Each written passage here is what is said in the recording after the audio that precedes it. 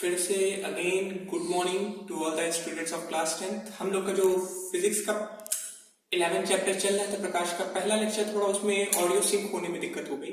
So again हम लोग उसको दोबारा पूरा नहीं पढ़ाएंगे, बट एक बार हल्का सा हम लोग रिवीजन कर लेते हैं जो जो चीज हम लोग उस लेक्चर में पढ़े थे या जो चीज हम लोग से मिस हो गई थी, तो एक बार फिर से हम उसको दोबारा रिवाइज कर लेते हैं। सो सबसे पहले हम टॉपिक्स देखते चलेंगे। ये टॉपिक्स का मैंने एक लिस्ट बना दिया है, जो जो चीज हमको पढ़ना है या जो जो चीज उस लेक्चर में हम लोग ने डाला था।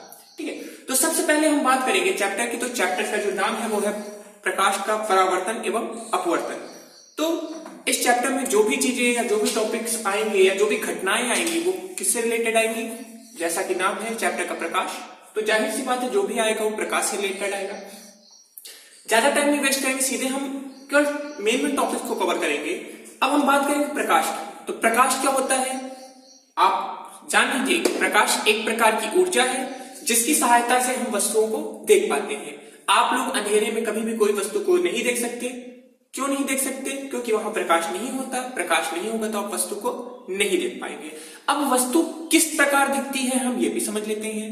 देखिए, प्रकाश खुद तो एक अदृश्य किरण होती है। जो प्रकाश होती है किसी भी चीज की, चाहे ट्यूबलाइट हो, चाहे बल्ब हो, चाहे सूरज से कोई भी किरण हो, वो हमको आंखों से तो नहीं दिखती है, बट जब भी वो किसी चीज पे गिरती है, टकरा के वो वापस हमारे आंखों तक आती है।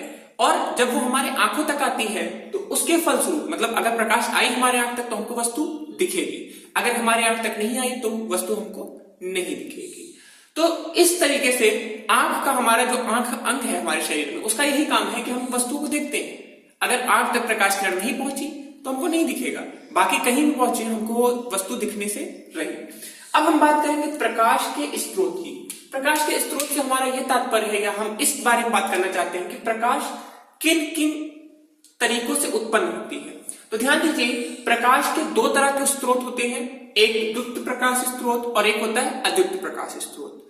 द्युत और अद्युत प्रकाश स्रोत में यह अंतर होता है, वे चीजें या वे स्रोत जो खुद की रोशनी बना सकते हैं। फॉर एग्जाम्पल अगर हम लोग उदाहरण दें तो हम बात करते सकते हैं सूरज की, बल्ब की। इन लोग के अंदर अपनी खुद की लाइट होती है। जो भी प्रकाश स्रोत के अंदर खुद की रोशनी होती है उसे हम बोलते हैं द्युत प्रकाश स्रोत। अद्युत की बात करें तो अद्युत प्रकाश स्रोत वो होते हैं जो दूसरे की सहायता से रोशनी प्रदान करते हैं। जैसे कि कांच के आप जब भी कोई रोशनी डालते हैं तो आप देखते हो उसका कहीं ना कहीं प्रकाश निकलता है, कहीं ना कहीं वो रोशनी जाती है। चंद्रमा भी एक तरह का अद्युत प्रकाश स्रोत है। क्यों? क्योंकि चंद्रमा जो है उनके पास खुद की कोई रोशनी नहीं है। चंद्रमा तभी रोशनी देता है जब उसके ऊपर सूरज की रोशनी पड़ती है। अगर सूरज की रोशनी नहीं होगी तो हमारा चंद्रमा भी प्रकाश नहीं देगा। अमावस में यही होता है। अमावस के टाइम जो सूरज होता है उसकी कोई भी रोशनी हमारे चंद्रमा तक नहीं पहुंच पाती है। इस कारण से हमें चंद्रमा पूरा काला दिखता है और हम उसको क्या कहते हैं? अमावस। अब हम बात करेंगे यहाँ पे प्रकाश के गुण की। देखिए, गुण तो बहुत होते हैं, ढेर सारे गुण हैं। एक दो गुण आज मैं एक्स्ट्रा भी बताऊंगा, लिखा नहीं है यहाँ पे, बट एक दो गुण एक्स्ट्रा हम बात कर लेंगे आज। सबसे पहले हम बात करेंगे प्रकाश जो होता है वो एक तरह का तरंग होता है।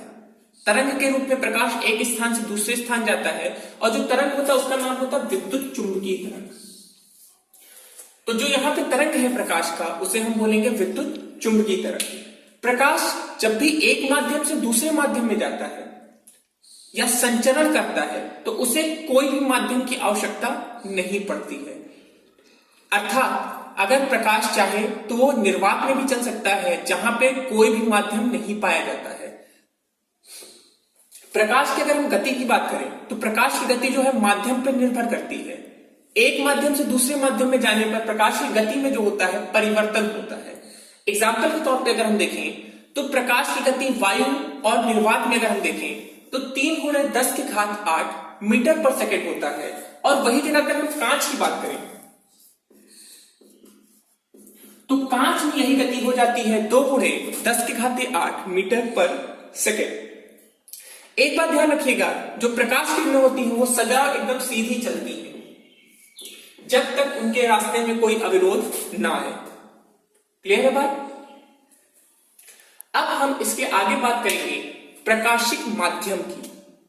प्रकाशिक माध्यम की बात हम करें तो देखिए, ध्यान दीजिए, जब भी प्रकाश किसी भी माध्यम में जाती है तो कुछ माध्यम ऐसे होते हैं जो अपने अंदर से पूरी रोशनी जाने देते हैं, कुछ माध्यम ऐसे होते हैं जो उनका आंशिक भाग या कुछ भाग को निकलने देते हैं, और कुछ माध्यम ऐसे होते हैं जो बिल्कुल भी प्रकाश को अपने आर पार जाने नहीं देते हैं। तो ध्यान दीजिए, यहाँ पे प्रकाशिक 3 तरह के माध्यम हमने आपको बताए हैं। पहला माध्यम पारदर्शक, दूसरा पारभाषक, तीसरा है अपारदर्शक।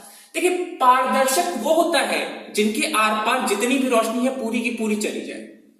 उदाहरण के तौर पर अगर हम बात करें तो उदाहरण के तौर पे हम कह सकते हैं कि वायु और जल। पारभाषक की बात करें, वे माध्यम जिसमें से कुछ आंशिक भाग केवल निकलता है उसी को हम बोलेंगे पारभाषक माध्यम। मतलब पूरी की पूरी रोशनी नहीं जा सकती है, केवल कुछ रोशनी ही जा सकती है, उसे हम बोलेंगे पारभाषक माध्यम। एग्जाम्पल के तौर पे अगर उदाहरण के लिए हम बात करें तो उदाहरण के तौर पे हम ये बोल सकते हैं दूषित पानी या दूधिया जल, उनमें से पूरा का पूरा रोशनी नहीं जाता है, केवल उनका कुछ हिस्सा जाता है। आखिरी की बात हम करें अपारदर्शक। अपारदर्शक माध्यम कौन होते हैं? वे माध्यम जिनके आर पार बिल्कुल भी रोशनी ना जा सके। जैसे दीवार, अगर हम इस दीवार के पीछे रोशनी जला दें और सोचे कि यहां रोशनी आ जाए तो कभी भी किसी भी कंडीशन में रोशनी आने वाली नहीं। बात आई समझ में? हम अब आगे चलते हैं। हम अब बात करेंगे प्रकाश किरण की। ध्यान दीजिए, प्रकाश जिस रास्ते पे चलता है, हमने भी ये देखिए रास्ता ही लगा है, ये प्रकाश है, प्रकाश सीधी चल रही है, प्रकाश जिस रास्ते पे चलेगी उसी को हम बोलेंगे प्रकाश किरण। अगर कई प्रकाश किरणों को हम एकत्रित कर दें, मान लीजिए पहले यहां पे एक प्रकाश जा रही थी, एक प्रकाश तरंग जा रही थी, उसका जो रास्ता था ये था, एक और जा रही है, एक और। हम जब कई प्रकाश किरणों को एकत्रित करके एक बना देंगे तो उसी को हम बोलेंगे प्रकाश पुंज। अकेले ये क्या है? प्रकाश किरण। और जब इसी का हम ग्रुपिंग कर देंगे तो ये क्या हो जाएगा? प्रकाश पुंज।